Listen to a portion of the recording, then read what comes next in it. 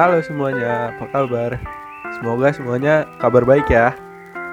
Oke, kali ini kami dari kelompok 2 Biopsikologi kelas C1 Psikologi Universitas Brawijaya yang beranggotakan Muhammad Alfi Pradipta, Amanda Mutiara Putri, Irena Amelia Saragi, dan juga Rika Zulfa Atarin akan membahas tentang Is MBTI a Pseudoscience? Apa sih MBTI itu? Untuk selengkapnya, yuk kita simak pada video berikut ini.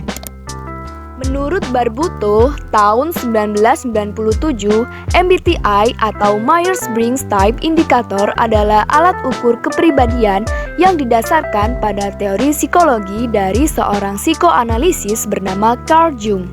MBTI dikembangkan sekitar tahun 1940-an yang bertujuan untuk menganalisis karakter dalam sebuah karya literatur, yang kemudian terus dikembangkan hingga dijadikan sebagai alat tes untuk penyeleksian dan sekarang banyak digunakan di dunia bisnis, pendidikan, militer, organisasi, dan lain-lain. Menurut Christiansen dan Ted tahun 2013, MBTI dikatakan muncul dengan pendekatan yang cukup kontroversial dan tidak didukung oleh penelitian.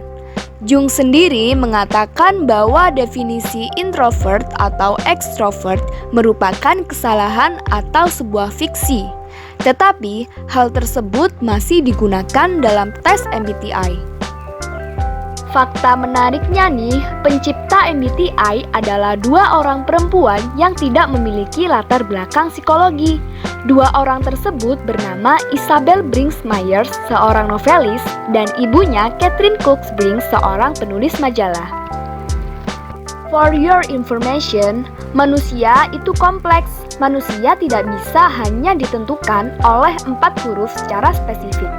Setidaknya, terdapat 4 alasan mengapa MBTI tidak seharusnya menjadi acuan untuk menentukan pilihan hidup, seperti mencari pasangan, mendiagnosis diri sendiri, dan untuk menentukan pekerjaan. Alasan yang pertama adalah kurangnya bukti. Tidak ada bukti yang akurat untuk implikasi di kehidupan secara nyata. Misalnya, berdasarkan tes MBTI, ketika seseorang mendapatkan hasil sebagai introvert, orang tersebut dinilai tidak dapat menjadi pemimpin yang baik. Padahal, hal ini belum tentu terjadi dan tidak ada yang bisa membuktikannya. Yang kedua adalah black or white labeling. Kepribadian manusia itu berupa spektrum. Setiap individu akan berada pada spektrum untuk setiap sifat yang dimiliki.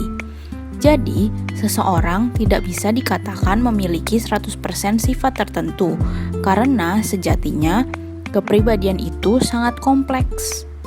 Nah, yang ketiga, untuk memenuhi konsep sains, ketika seseorang melakukan tes yang sama secara berulang, hasil yang didapatkan seharusnya sama atau konsisten.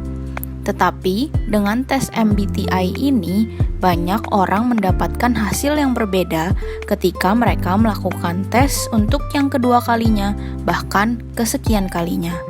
Yang keempat, pada tes MBTI terdapat 4 kategori untuk mendefinisikan sebuah kepribadian. 4 kategori tidak cukup untuk menentukan seluruh aspek kepribadian atau karakter seseorang karena kepribadian bersifat kompleks. Bagaimana jika kita sudah menggunakan tes ini? Don't worry, tes MBTI ini dapat dilakukan untuk sekedar bersenang-senang, bukan untuk dijadikan penentuan pilihan hidup seperti mencari pasangan atau bahkan mendiagnosis diri sendiri. Untuk mengetahui kepribadian seseorang, tidak bisa hanya melakukan satu tes sederhana, melainkan harus mengikuti berbagai rangkaian tes untuk mengetahui lebih lanjut tentang kepribadian.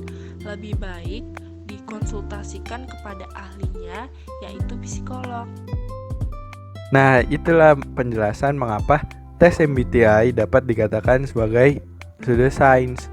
Simpulannya adalah karena tes MBTI masih kurang dalam proses ilmiahannya, dan juga tes MBTI hanya mematok pada 16 tipe kepribadian manusia, sedangkan manusia itu bersifat kompleks.